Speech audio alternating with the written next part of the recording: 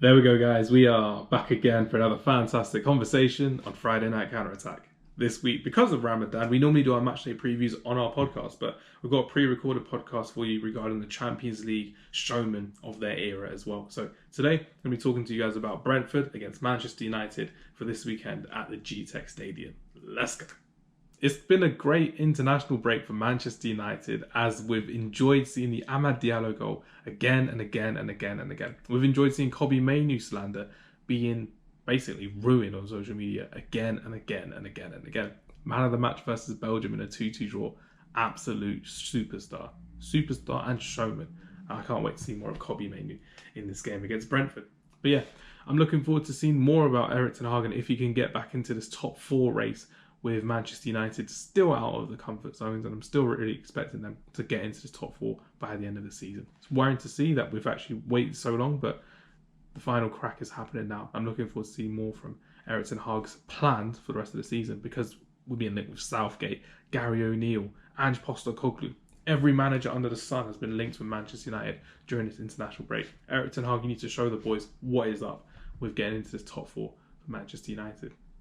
Few details regarding player availability this week. You've got Amad Diallo, who will be suspended after taking his shirt off in the final minutes after scoring the winning goal against Liverpool in the FA Cup quarter-final. Lisandro Martinez, Harry Maguire and Johnny Evans are still main the fitness concerns for the centre-back partnership, so it looks like Varane and Lindelof will be partnering one another against Brentford. And Casemiro is still struggling with injuries. It's been very worrying to see his decline this season compared to last season's amazing form for Manchester United. And then again, we've got Anthony, who's looking to come back into the first team, and Mason Mount, who's looking to get back into full fitness again.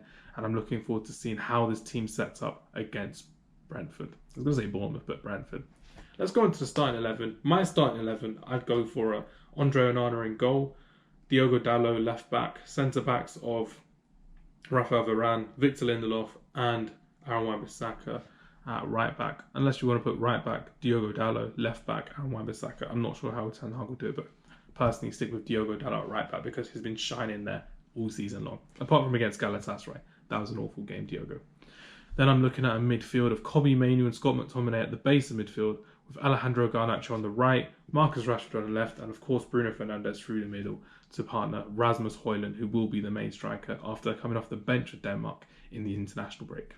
My three players to watch at the Gtech Stadium after last season's embarrassing 4-0 defeat away against Brentford.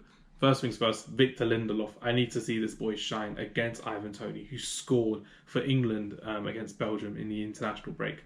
The Swedish captain, his contract is due to expire in 2025, and I'm not sure if he's going to be surviving this summer transfer window after being at the club since 2017. I need to see a big performance from Victor Lindelof, because there could be reports of there's actually rumours of Varane and Maguire both leaving this summer, and Victor Lindelof needs to prove his worth to me and to the rest of the Man United fan base as well. Big fan of Victor Lindelof. Long range passing is fantastic. Good reading of the game as well. And has played in positions he doesn't necessarily want to play, like left back, for example, due to Man United's awful medical team this season as well. But yeah, Victor Lindelof, player to watch. And for you, does he stay at Manchester United this summer? Comment below. Player 2 to watch is obviously going to be Kobbie Mainoo. Kobbie Mainoo is getting so much hate and slander from opposition fans just because he is so good at 18 years old. The boy has an aura. He has a presence about him. And the fact that he's on cloud 9 after getting the man of the match performance for England in his first start for England goes to show the levels this boy has. And I can't wait to see him shine at the European Championships. And remember, I said he was better than Enzo Fernandez and I got laughed off social media. I'm back because I told everyone Kobbie Mainoo is the truth, ladies and gentlemen. But this will be a tough test for Kobbie Mainoo as Brentford set up in a 3-5-2 formation, and you're going to have three centre midfielders who will look to press Kobbie Mainoo at first instance because they know if you've got Scott McTominay, he won't be holding the ball for very long and looking to find Bruno Fernandes or Kobbie Mainoo to look after the ball further down the pitch as well. But yeah, Kobbie Mainoo, is he worth the hype for you and for me? For me, I think it's definitely worth the hype, but for you as a Man United fan or just as a Premier League fan, is Kobbie Mainoo worth the hype? Comment below. Third player for me to watch is Marcus Rashford, and Marcus Rashford is not looking likely to be starting for England anytime soon under Gareth Southgate. I don't get why, because he was the one who really was a top scorer for England at the 2022 World Cup. He may not be in the best of forms this season, but when you're looking at Phil Foden's start for England, it hasn't really worked out for him on the left or the right-hand side for the Manchester City winger. Or is he an attacking midfielder? I'm not too sure yet, because neither is Gareth Southgate. Crazy right now. Marcus Rashford has to shine for the rest of the season to make sure Manchester United get to the FA Cup final and get into the top 4, because 7 goals and 2 assists in the Premier League is not good enough for Manchester United's main man, in my opinion. My question to you once again, Marcus Rashford, does he have to stay at Manchester United to regain his confidence, or do you think he's going to be sold to PSG once they look to replace Kylian Mbappe? Comment below. I mean, the last time we faced Brentford, it was a 2-1 win after 2 amazing goals from Scott McTominay in injury time at Old Trafford, which goes to show that Brentford will be looking for redemption after they should have really won and put the game to bed at Old Trafford back in 2023. Thomas Frank is currently managing a team that are 15th right now, and they've had teams around them, Nottingham Forest and Everton, have points deduction, so they're still within the fight of a relegation dog battle before the end of the season.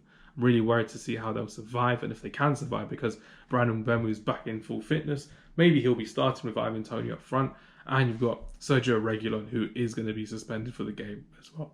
In my opinion, Sergio Reguilon shouldn't have left Man United on loan, because realistically speaking, why are we playing Dalot, Wan-Bissaka, Victor Lindelof at left back? We should have kept Sergio Reguilon, and Luke Shaw is injured, and Tyrone Malacia is out for the rest of the season due to mental health and physical health issues as well. All the best for Tyrone Malacia.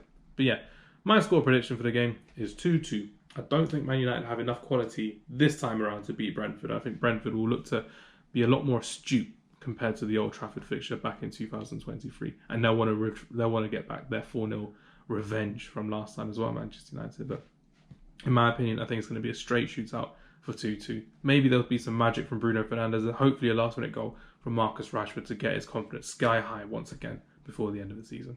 Agree or disagree with my team? Agree or disagree with my prediction? I need you to tell me your thoughts in the comments below. Thanks for watching. See you next time. Peace.